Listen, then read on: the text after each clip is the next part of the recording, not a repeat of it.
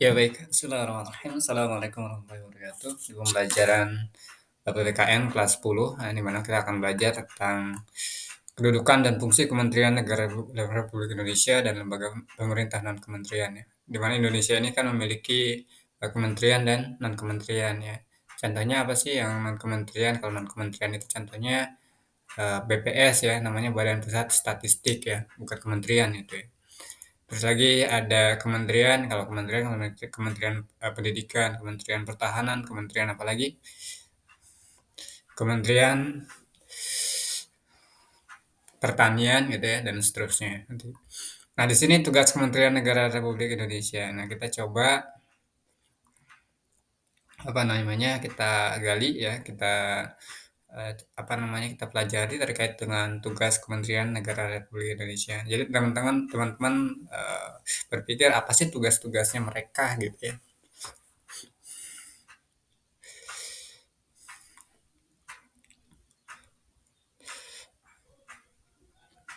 Oke, kita bahas juga di sini. Dari uraian sebelumnya kita pelajari kemarin-kemarin ya, sistem pemerintah yang dianut oleh negara kita adalah sistem pemerintahan presidensial. Jadi segala sesuatunya diatur oleh presiden ya. Dalam sistem presidensial, kedudukan presiden sangat kuat ya, karena ini ia merupakan kepala negara sekaligus sebagai kepala pemerintah. Ya. Dia itu sebagai kepala negara dan sekaligus sebagai kepala pemerintah. Itu siapa? Presiden. Tentunya seorang presiden punya kewenangan yang sangat banyak ya. Kita coba perhatikan di sini ada beberapa tabel yang di mana tugas presiden ya atau wewenang presiden ya eh, terkait dengan sebagai kepala negara ataupun sebagai kepala pemerintah. Di sini kita bahas dulu apa namanya kewenangan presiden sebagai kepala negara. Itu memegang kekuasaan yang setinggi-tingginya, tertinggi atau atas angkatan darat, angkatan laut, dan angkatan udara. Jadi mereka atau jadi presiden ini pengendali atau pemegang kekuasaan yang menguasai, yang mengendalikan, yang memegang, ya, yang memegang eh, angkatan udara, angkatan laut, dan angkatan darat ya. Nah, kalau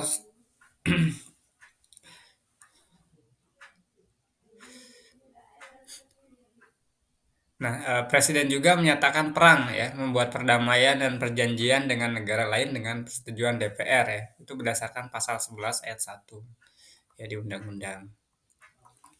Di mana presiden juga ya sebagai kepala negara dia membuat perjanjian internasional dengan persetujuan DPR juga di pasal 11 ayat 2 di mana mereka untuk apa membuat perjanjian ya, antara negara ya contohnya apa sih ya contohnya perjanjian apa namanya perjanjian ekonomi ya usaha misalnya kita mau atau enggak si orang luar sana ya pengen menjadi investor atau membuka usaha di negara Indonesia tentunya eh, apa mereka harus membuat perjanjian ya antar negara gitu. Misalnya negara Amerika pengen apa namanya bekerja sama dengan negara Indonesia, tentunya apa ya Tiongkok lah ya paling sering itu Tiongkok atau China ya, di mana China itu mereka sering bekerja sama dengan Indonesia. Salah satu contohnya adalah KRL ya, kereta api itu dari Cina itu teman-teman, ya, gitu. Nah, itu tentunya membuat ada perjanjian ya, di mana dan kita juga tahu ya di, apa namanya, Freeport ya, Freeport teman-teman, di mana di Papua, di Freeport itu ditambang ya, habis-habisnya mungkin sampai sekarang itu ada berapa meter ke bawah gitu, sampai dalam sekali gitu ya. Nah, itu ditambang terus-terusan gitu ya, itu ada perjanjiannya gitu, perjanjian internasional antar negara gitu. Dan sampai saat ini masih dikuasai oleh siapa? Amerika. Nah, saya jelaskan juga terkait pernyataan membuat perdamaian, perjanjian dengan negara lain ya. Misalnya ada kondisi Indonesia ini terdesak nih oleh negara lain dan seperti hanya tahun lama ya, apa namanya penjajahan misal ada yang menjajah lagi. Indonesia nih presiden itu akan menyatakan perangnya gitu ya. Saya akan perang langsung saja ya, seperti itu. Dan perjanjian dengan negara lain ya tadi seperti saya sampaikan perjanjian bisa saja tentang perjanjian ekonomi, perjanjian tentang apa namanya tentang Pertahanan juga bisa juga seperti itu. Misalnya kita Indonesia ini bekerja sama dengan beberapa negara ya terkait dengan apa namanya terkait dengan perjanjian kerjasama antar negara itu ya terkait dengan tadi apa namanya sistem pertahanan gitu ya gitu. Bahkan Indonesia kan udah ikut di PBB ya pusat apa PBB itu Pasukan Perdamaian Dunia ya PBB itu ya. Di mana mereka adalah TNI yang menjaga keamanan di setiap negara. Oke, nah ini maksud dari pemegang kekuasaan yang tertinggi atas Angkatan Darat, Angkatan Laut, dan Angkatan Udara ya berdasarkan pasal 10. Jadi mereka yang apa namanya mengendalikan. Ya. Misal nih, tapi tetap ya presiden itu memberikan mandat kepada siapa ketuanya, gitu. Ketua TNI-nya gitu ya. Siapa nih ketuanya gitu kan ada tuh. Biasanya ketika ada rapat-rapat, apa namanya, presiden memberikan pesan kepada kita untuk selalu bersinergi bersama, untuk selalu apa, berempati, bekerja dengan profesionalisme, biasanya seperti itu kan. Nah, itu termasuk dari itu kan ada kata presiden menyampaikan untuk kita, gitu ya. Siapa yang melantik? Ya presiden, misal ada ketua TNI siapa apa namanya itu, Andika Andika itu ya, dia kan awalnya ketua terus sekarang udah lengser sih udah purna. Nah, menyatakan keadaan bahaya. Nah, jika ada sesuatu hal yang membahayakan, presiden juga akan memberikan informasi tentang keadaan kita berdasarkan pasal 12 nih. Nah, di mana presiden akan menyatakan tentang kondisi Indonesia saat ini. Misalnya pas kemarin ya ada pandemi COVID-19. Presiden berworo-woro tuh. Misalnya pas ada apa namanya mendekati Lebaran ya, Lebaran Idul Fitri waktu itu, Presiden memberitahu ya, mengingatkan kepada kita untuk selalu menjaga jarak gitu ya, menggunakan masker atau menjauhi kerumunan dan seterusnya. Untuk apa? Menghindari dari pandemi COVID atau enggak penyakit yang menular itu gitu ya. Nah, seperti itu. Mengangkat duta dan konsul dalam pengangkatan duta Presiden memperhatikan pertimbangan DPR. Nah, ini juga. Mengangkat duta duta untuk Indonesia gitu ya. Perwakilan duta itu perwakilan ya. Perwakilan apa namanya? Perwakilan di setiap negara itu ya. Duta Indonesia untuk Amerika misalnya seperti itu ya. Dalam pengangkatan duta, Presiden memperhatikan mempertimbangkan pertimbangan DPR. Jadi Presiden juga ada kerjasamanya, ada koordinasinya dengan DPR berdasar apa nih ini layak nggak sih untuk dijadikan duta gitu dan seterusnya. Oh ini misalnya kata DPR, oke setuju dan seterusnya. Dan dia juga memperhatikan itu semua dan ada apa namanya coverage ya kerjasama di dalamnya. Ini berdasarkan pasal 13 ayat 1 dan 2. Oke ya. Terus lagi, apa namanya, kewenangan presiden atau tanggung jawab presiden sebagai kepala negara adalah menerima penempatan duta negara lain dengan memperhatikan pertimbangan DPR. Nah, kalau tadi kan kita mengangkat dari Indonesia untuk ke negara luar. Nah, kalau ini menerima penempatan duta negara lain, misalnya negara Amerika, eee, apa namanya, untuk Indonesia. Nah, kita bisa bisa menerimanya tuh atau menerima penempatan, duta negara itu untuk Indonesia gitu. Dengan memperhatikan DPR, mempertimbangkan DPR juga ya tadi ada dan ada sangkut paut dengan DPR. DPR itu apa sih? Dewan Perwakilan Rakyat di mana mereka sebagai, apa namanya, kooperatif ya. Presiden dengan DPR itu harus ada kerjasama. Kalau DPR kan sebagai fungsinya adalah pengawasan gitu ya. Misalnya ada duta Amerika untuk Indonesia, duta Singapura untuk Indonesia, duta Malaysia untuk Indonesia, misalnya seperti itu. Memberi gerasi rehabilitas dan memperhatikan pertimbangan Mahkamah Agung pasal 14 ayat 1. Nah, ini pun apa namanya? Presiden juga ya sebagai kepala negara ini memberi gerasi rehabilitas dengan memperhatikan pertimbangan Mahkamah Agung. Apa namanya, dia ada kooperatif dengan kerjasama dengan Mahkamah Agung juga gitu. Mempertimbangkan nih Mahkamah Agung gimana nih gitu ya. Dan seterusnya. Ini untuk ini teman-teman cari saja ya. Nanti juga kita akan pelajari kembali. Memberi amnesti dan abolisi dengan memperhatikan dan mempertimbangkan DPR pasal 14 ayat 2. Ini terlalu panjang ya. Terus lagi memberi gelar, tanda jasa, dan lain-lain tanda kehormatan yang diatur dengan Undang-Undang pasal 45, pasal 15, sorry ya. Di mana contohnya kemarin terakhir itu Presiden Jokowi itu memberikan apa namanya penghargaan ya, pada siapa? Kepada Prabowo ya, contohnya seperti itu. Nah, dia yang memberikan tuh, memberi gelar, tanda jasa, dan lain-lain kehormatan yang diatur dengan Undang-Undang pasal 15 itu ya. Sebagai penghargaan saja pada dasarnya. Oke, kita lanjut ya. Jadi tadi presiden sebagai kepala negara. Nah, sekarang presiden sebagai kepala pemerintah. Nah, kalau kepala negara itu dia mengepalai ya, memegang penuh negara. Kalau ini sekarang kita akan bahas tentang presiden sebagai kepala pemerintah, memegang penuh terkait dengan pemerintahan gitu ya. Pemerintahan itu apa sih? Ya, dia yang mengatur jalannya kenegaraan gitu. Di pemerintahan itu untuk mensupport masyarakat, dasarnya seperti itu. Nah, apa saja sih yang dilakukan oleh presiden sebagai kepala pemerintah? Yang pertama adalah memegang kekuasaan pemerintahan. Dia yang memegang berdasarkan pasal 4 ayat 1. Jadi segala sesuatu ya terkait dengan pemerintahan, dia pusatnya yang pertama gitu. Mengajukan rancangan undang-undang kepada DPR. Nah, jika ada sesuatu yang ingin diajukan, ya, dia juga ajukan kepada DPR. DPR itu kan sebagai penampung aspirasi ya.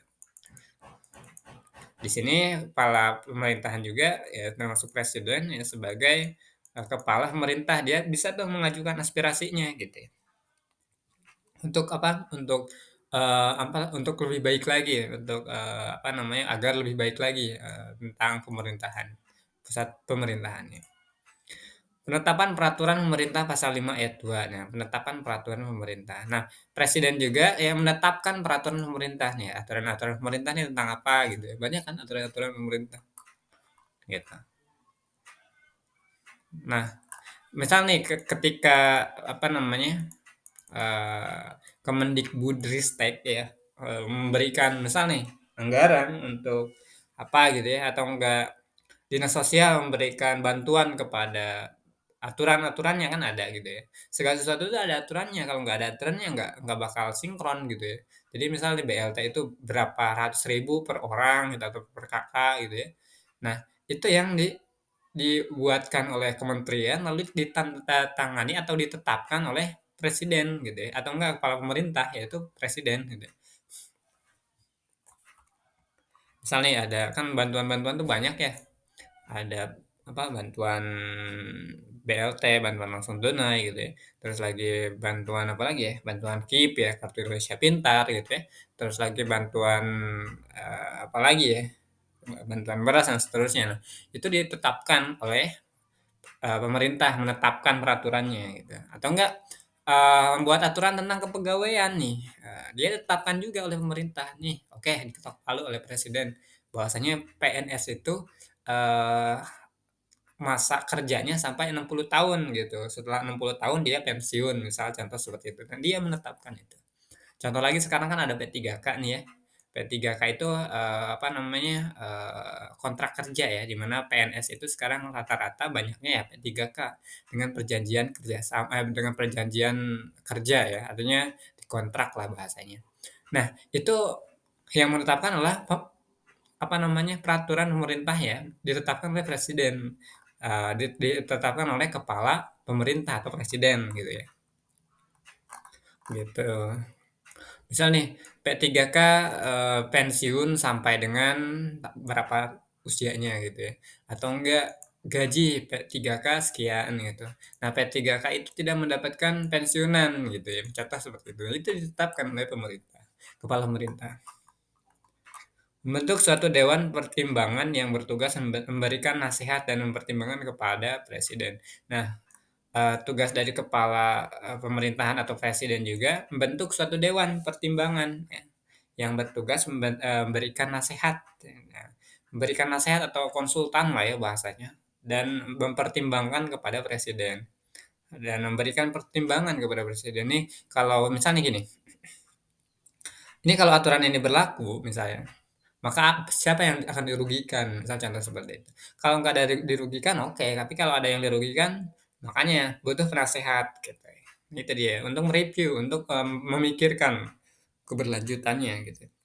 Bahaya nggak sih ketika aturan ini ditetapkan? Misal contoh, apa namanya, apa ya, misal nih, kepegawaian tentang P3K. Misal P3K, pensiun di usia 40 tahun, dia kan pikir juga kan, ketika itu salah nggak sih? Nah, adalah penasehat, nasihat memberikan, nasehatnya, oke, di usia 40 tahun itu dia masih usia produktif, sangat baik untuk masih bekerja, masih layak untuk bekerja. Tapi ketika di usia 60 tahun, mereka sudah tidak layak lagi, karena pertama mungkin tenaga sudah berkurang gitu dan seterusnya dan, apa namanya, udah rasa lelah, capek, dan seterusnya. Nah, itu dijadikan pertimbangan seperti itu, contohnya seperti itu ya. Oke, tentang, aturan pemberian bantuan misalnya. Nah, nasihat itu akan memberikan nasihatnya, "Oh, kalau misal nih, kalau cuma 100.000 kayaknya nggak cukup nih, beras aja berapa nih?" Gitu kan. Selama mereka hidup itu kan selama 1 bulan nih, jangkauan, bantuan ini untuk 1 bulan, berapa biaya yang akan dikeluarkan per harinya, kan gitu. Misal contoh seperti itu. Kalau cuma 100.000 jangan deh, misal, 500.000 deh per orang, nah misal contoh seperti itu.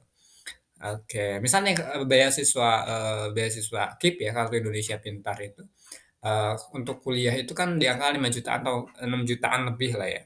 Nah, itu kalau dipikir-pikir lagi kan, penasehat nih, ini kan kalau cuman 1 juta kayaknya nggak cukup nih gitu kan. Kenapa? Karena pertama mereka itu, apa namanya, biayanya besar juga ya. Pertama ya ngekos, biaya ngekos mungkin ya, atau enggak bukan biaya ngekos saja sih, biaya apa namanya, pembelian buku gitu ya, makan dan seterusnya. Apalagi ketika daerahnya itu bisa dibilang daerah yang maju gitu ya. Oke lah kalau daerah pelosok mungkin masih biaya makan, biaya hidupnya masih murah, tapi kalau biaya hidupnya di kota itu biasanya, lebih tinggi daripada di perkampungan atau di daerah, pelosok gitu, contoh seperti itu ya. Nah itu dipertimbangkan sama teman-teman. Mengangkat dan menghentikan menteri ya. Menteri-menteri. Nah, biasanya teman-teman suka lihat ya, berjejer tuh ya, di apa namanya, di istana tuh ya.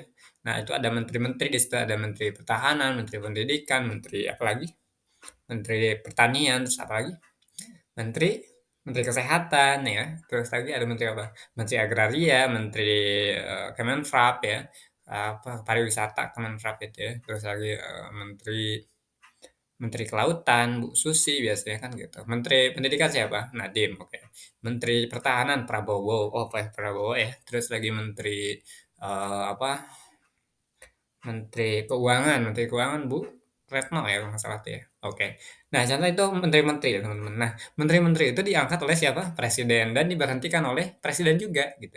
Nah, kalau biasanya sih kalau masa jabatan presiden habis itu ya mereka angus juga tuh gitu ya. Artinya mereka kadang diganti, kadang enggak juga sih, tergantung gitu ya. Gitu. Nah, untuk menteri ini biasanya mendapatkan pensiunan nah, teman-teman ketika sudah apa namanya selesai di apa namanya, sudah selesai bekerja gitu, eee, apalagi kan ini udah berapa tahun mereka kerja gitu, dia dapat pensiunan. Termasuk DPR juga teman-teman kalau untuk bahas pensiun gitu ya. Nah, seperti itu.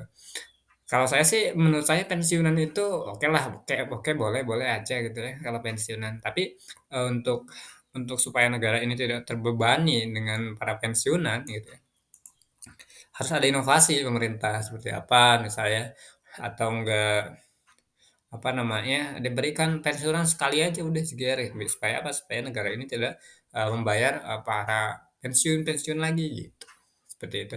Jadi bukan, harapan seperti itu sih supaya, memang sih negara kita negara kaya tapi, negara kaya juga kalau ngelolanya kurang baik ya, artinya pengeluarannya terlalu besar. Kita bayangkan kalau banyak PNS, setiap tahun tuh PNS tuh selalu ada. Berapa yang pensiun, berapa yang, PNS mulai gitu ya. Nah itu kan kalau pembengkakan ya, di mana pensiun itu banyak sekali, ya habis nantinya, gitu ya. Oke, kita bahas lagi, membahas dan memberi persetujuan atau rancangan undang-undang bersama DPR setelah mengesahkan rancangan undang-undang. Presiden juga atau kepala pemerintah juga membahas dan memberi persetujuan ya, atas rancangan undang-undang bersama DPR serta mengesahkan rancangan undang-undang. Dia bukan hanya apa namanya diam saja ya.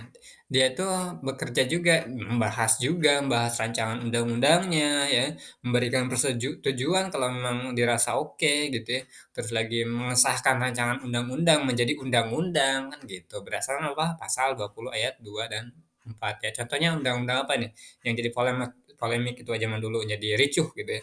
Undang-undang Ketenagakerjaan. Nah, teman-teman mungkin ketika zaman kapan ya? Mungkin teman-teman, apa namanya, lihat, di TV itu ya, terkait dengan demo tuh, demo-demo terkait dengan apa, terkait dengan demo gara-gara undang-undang Ketenagakerjaan gitu ya. Terus ada lagi nih sekarang nih yang lagi rame, tapi nggak tahu sudah di-ACC kali ya sekarang, undang-undang terkait dengan apa, tentang, desa ya, kepala desa. Kepala desa kan awalnya cuma 5 tahun tuh. 5 tahun ya. Nah, sekarang pengen jadi lebih dari itu gitu loh. Kemarin tuh sampai ribut-ribut gitu ya. Saya lihat di video-videonya kan seperti itu.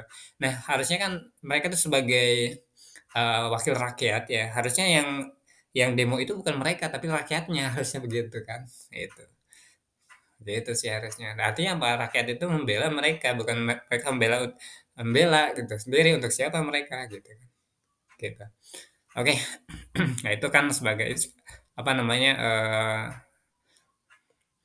namanya, dinamika ya, dinamika politik Indonesia atau dinamika kehidupan ya. Nah, terus lagi sebagai kepala pemerintah, presiden presiden juga ya menetapkan peraturan pemerintah sebagai pengganti undang-undang dalam kepentingan yang memaksa. Yang diharuskan nih, harus ada segera nih.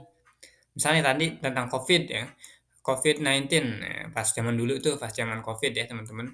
Nah, di mana sekolah itu dipaksa untuk libur katanya. Bahkan ketika ada yang sekolah operasional ya berjalan, bahkan mereka bisa dikenai apa, sanksi gitu ya, saking beratnya gitu ya. Nah, artinya apa? Artinya di mana waktu itu adalah kepentingan yang memaksa, diharuskan gitu. Misal tadi ada sekolah harus ditutup dulu sementara, jadi pembelajaran via online, misal seperti itu. Terus lagi ada, apa namanya, ada, yang berkerumunan dimarah-marahin, "Jangan sampai seperti ini," terus harus pakai masker, terus lagi harus harus diblok, tidak tidak boleh, apa namanya, datang ke keluyuran gitu ya, kemana mana gitu ya. Terus lagi artinya segala sesuatu itu dibatasi. Nah, itu berdasarkan aturan undang-undang sebagai pengganti dalam kepentingan dan maksa waktu itu ya. Nah, terus lagi apa yang paling menyedihkan, nah itu, orang-orang luar dilarang pulang, ketika pas lebaran waktu itu, karena memang berbahaya juga gitu ya. Karena belum ada obatnya waktu itu pas, Covid ya. Nah, terus adalah obatnya namanya apa namanya, vaksin ya. Semua orang diwajibkan vaksin gitu ya, sampai ketika kita mau ngelamar kerja harus ada vaksinnya gitu, udah divaksin maksudnya. Dan bahkan vaksin itu ada beberapa jenis dan beberapa kali disuntik kan gitu. Nah, itu adalah aturan gitu ya. Nah, terus lagi ada kepala negara, kepala pemerintah, yaitu presiden ya, mengajukan, rancangan undang-undang APBN untuk dibahas bersama DPR dengan memperhatikan pertimbangan DPD, Dewan Perwakilan Daerah. Nah, di mana ini, kalau kita bahas tentang anggaran APBN ya, misalnya kalau bahas tentang APBN itu, eee, di apa namanya, setiap desa nih sekarang APBDes ya namanya, APBDes itu berapa miliar gitu ya. Nah, berapa miliar itu apa hasilnya? Ada nggak supervisi yang dilakukan oleh negara kan gitu, seperti itu teman-teman. Jadi jangan sampai kita itu, memberikan APBN-nya, tapi di bawah itu tidak menjalankan apa yang diharuskan atau enggak tidak tidak melek akan daerahnya itu sendiri gitu.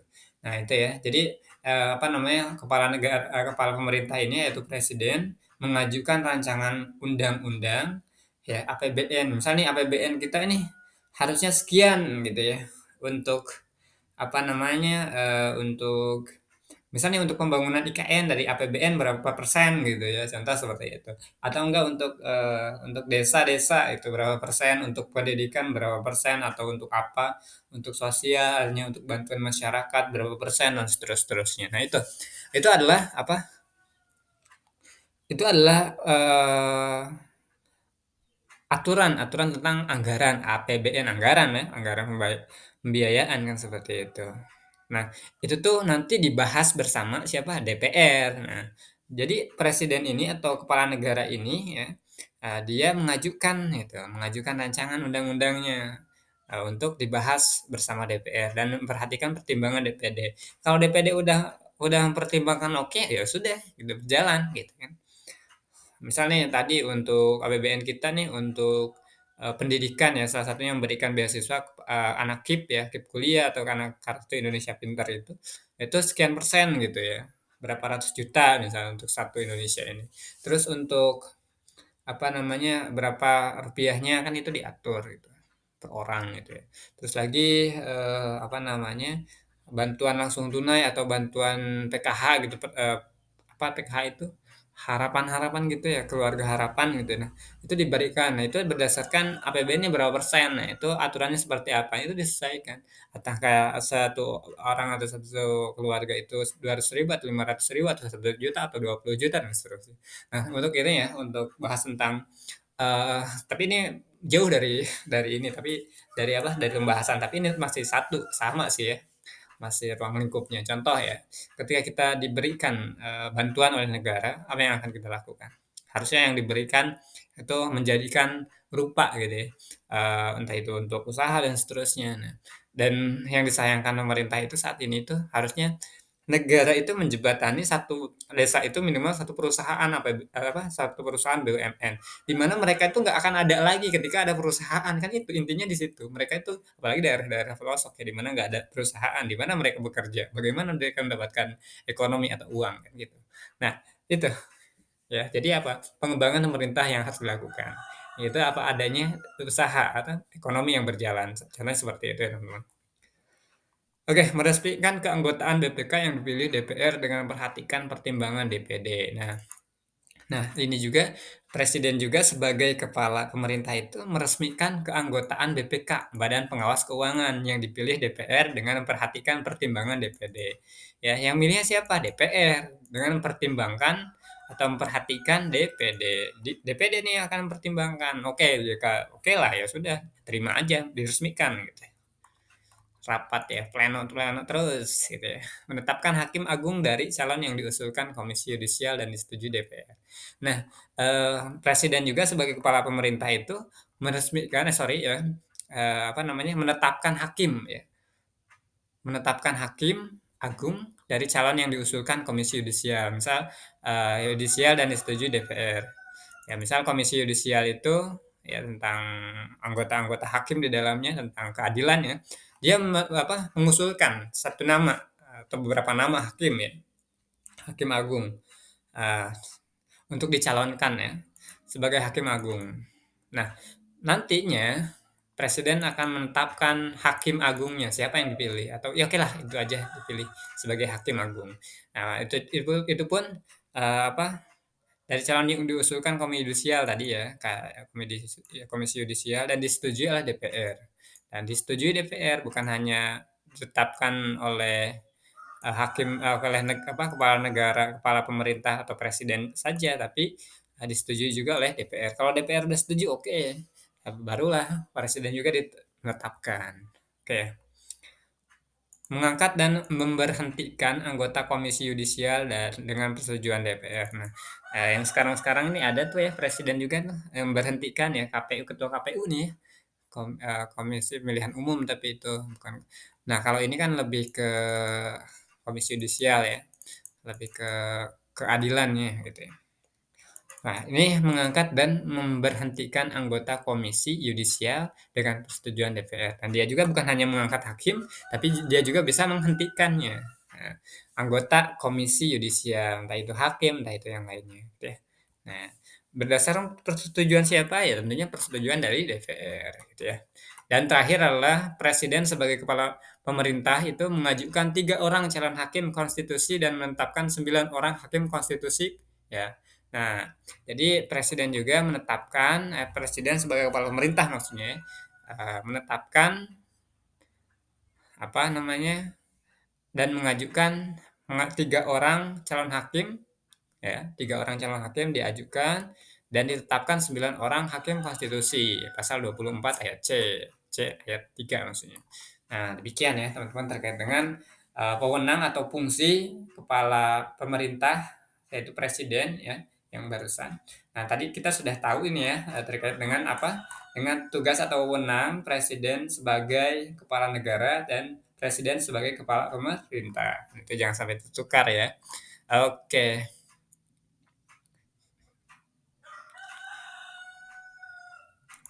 Oke, tugas kewenangan presiden itu tadi sangat banyak ya. Nah, dan semua itu tidak mungkin dikerjakan sendiri ya. Oleh karena itu presiden memerlukan orang lain untuk membantunya. Dalam melaksanakan tugasnya, Presiden Republik Indonesia dibantu oleh seorang wakil presiden yang dipilih bersamaan dengannya melalui pemilihan umum. Kalau sekarang presidennya siapa? Presidennya masih Jokowi dan wakil presidennya masih Ma'ruf Amin gitu ya. Serta membentuk beberapa kementerian negara yang dipimpin oleh menteri-menteri negara. Ya. Ya, kalau kementerian tadi saya sudah sampaikan, ya, menteri-menteri negara ini dipilih dan diangkat serta diberhentikan oleh presiden sesuai dengan kewenangannya. Nah, keberadaan kementerian negara ini tentu ya diatur secara tegas dalam pasal 17 Undang-Undang Dasar Negara Republik Indonesia tahun 1945 yang menyatakan presiden dibantu oleh menteri-menteri negara. Artinya menteri itu sebagai pembantu dari presiden. Menteri-menteri itu diangkat dan diberhentikan siapa? Presiden. Oke, setiap menteri membidangi urusan tertentu dalam pemerintahannya. Ada yang membantu di bagian urusan kesehatan, ada yang membantu di urusan, pendidikan ya, siapa yang pendidikan? Nadiem Makarim ya, Menteri Pendidikan tuh ya. Kalau di bagian ada yang membantu di bagian keuangan, Bu Retno gitu, ada yang membantu apa namanya, di bagian pertanian gitu ya, siapa gitu ya, lupa. Terus ada perairan atau laut ya, Kementerian terus lagi apa, Kemenfrap itu pariwisata ya, oke, dan seterusnya, masih banyak sih ya, dan terakhir ada Kementerian Pertahanan ya, bukan terakhir sih, itu masih banyak sih kementerian sebenarnya, cuman teman-teman bolehlah cari-cari saja ya. Eee, Tadi ya, dibantu oleh menteri, menteri itu sebagai pembantu gitu ya. Nah, pembentukan pengubahan dan pembubaran kementerian negara diatur dalam undang-undang. Nah, kalau tadi dibentuk dan pengubahan atau enggak pembubaran itu diatur dalam undang-undang. Selain diatur oleh undang-undang ya, tahun 1945, keberadaan kementerian negara juga diatur dalam sebuah undang-undang organik, yaitu Peraturan Presiden Republik Indonesia Nomor 7 Tahun 2015 tentang Organisasi Kementerian Negara. Ya, undang-undang ini tentunya mengatur semua hal tentang Kementerian Negara seperti kedudukan, tugas pokok, fungsi, susunan organisasi, pembentukan, pengubahan, penggabungan, pemisahan atau penggantian, pembubaran, penghapusan kementerian, hubungan fungsional kementerian dengan lembaga-lembaga pemerintah dan non-kementerian dan pemerintah daerah serta pengangkatan dan pemberhentian menteri gitu ya. Yang pada dasarnya kan itu, menteri itu kan banyak ya, itu ada organisasi di dalamnya. Dia harus mengurusi beberapa hal lagi gitu ya, gitu. Namun kan memang menteri ini sebagai pembantu, tapi dia juga memegang penuh gitu ya, memegang penuh membantu, tapi mengiyakan itu keputusannya ada di presiden gitu ya. Oke, nah di sini juga tadi dibahas tentang undang-undang ini mengatur tentang kementerian negara seperti kedudukan. Kedudukannya itu, menteri itu sederajat ya, di bawah dari presiden, artinya satu derajat lah dia itu sebagai pembantu dari presiden, misalnya seperti itu. Tugas pokoknya itu banyak sesuai dengan fungsinya tadi, ada Kementerian Pertahanan, ya dia mengurusi dari pertahanan negara, terus lagi dia di bawahnya ada, TNI ya, TNI, terus lagi polisi gitu ya. Terus lagi apalagi, kalau pertahanan gitu ya. Terus lagi ada Kementerian Pendidikan. Nah, dia membawahi dari pendidikan-pendidikan di Indonesia, dia mengurusi itu gitu ya. Nah, di bawahnya itu kan di bawah Kementerian Pendidikan itu kan ada namanya, Dinas Pendidikan. Nah, dia, bekerja sama dengan itu dan sampai seterusnya. Terus lagi di Kementerian eee, Kementerian Kesehatan gitu ya. Kalau Kementerian Kesehatan dia, fungsinya adalah membidangi dari kesehatan-kesehatan di Indonesia. Misal pas kemarin nih ada pas pandemi Covid, nah dia harus bekerja di situ gitu ya. Terus di mana juga ada susunan organisasi di dalam, kementerian itu gitu ya. Nah, ada lagi terakhir yang sekarang-sekarang ini lagi ramenya ya, Kementerian Pertanahan ya, pertanahan itu siapa sih namanya itu? AHY ya, di apa namanya, eee, anaknya SBY gitu. Nah itu ya, nah itu baru 6 bulan kalau nggak salah. Nah itu dia mengurusi dari pertahanan bukan pertahanan, tapi pertanahan di Indonesia gitu ya. Nah, dia mengurusi pertanahan di Indonesia di mana, sekarang-sekarang ini dia lagi booming-boomingnya terkait dengan, sertifikat ya. Dia membagikan sertifikat gratis kepada masyarakat dan seterusnya gitu ya. Dan terakhir juga kita, apa namanya, dibubarkan menteri setelah selesai tugasnya, masa baktinya.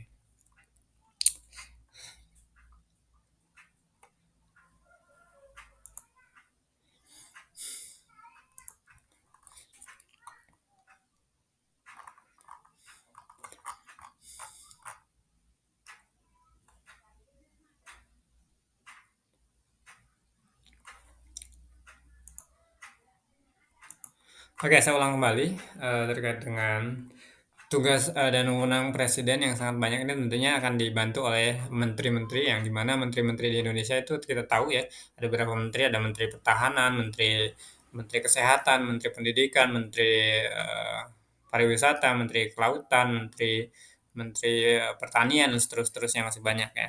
Di mana mereka, apa namanya, membantu presiden gitu ya.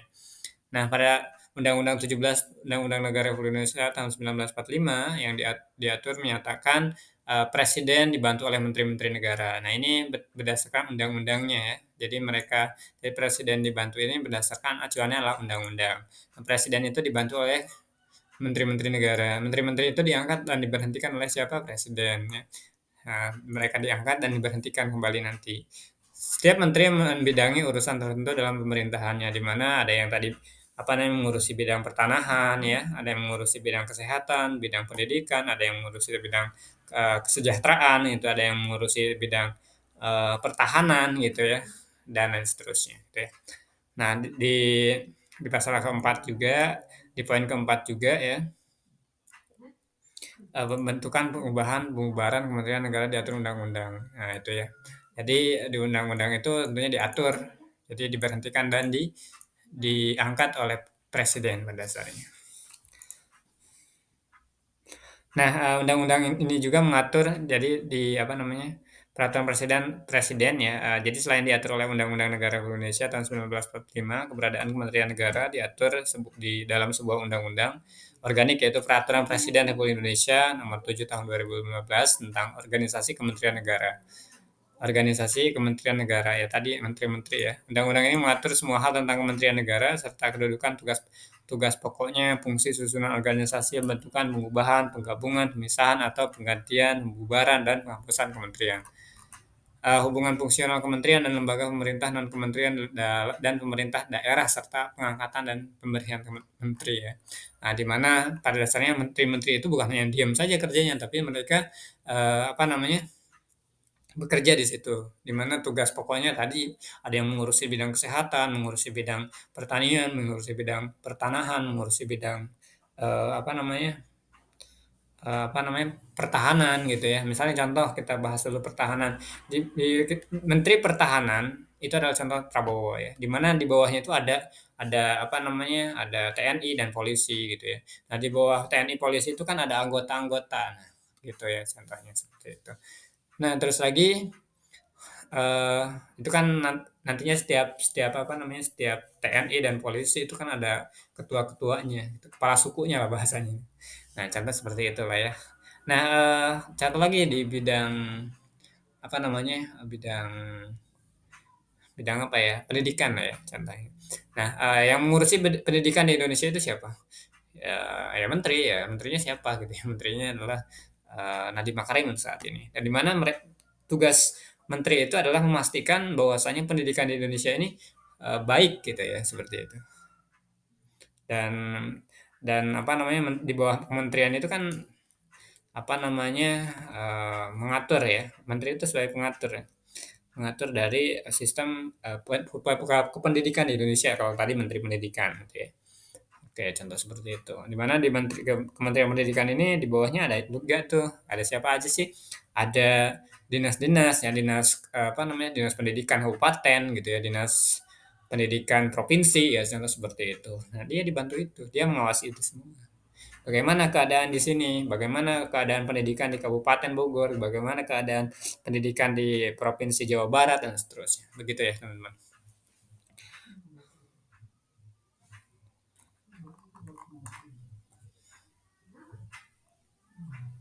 Oke, nanti minggu besok atau enggak kedepannya kita akan pelajari tentang Kementerian Negara Republik Indonesia mempunyai tugas menyelenggarakan urusan membantu dalam pemerintah di bawahnya dan bertanggung jawab kepada presiden dalam menyelenggarakan pemerintah negara ya.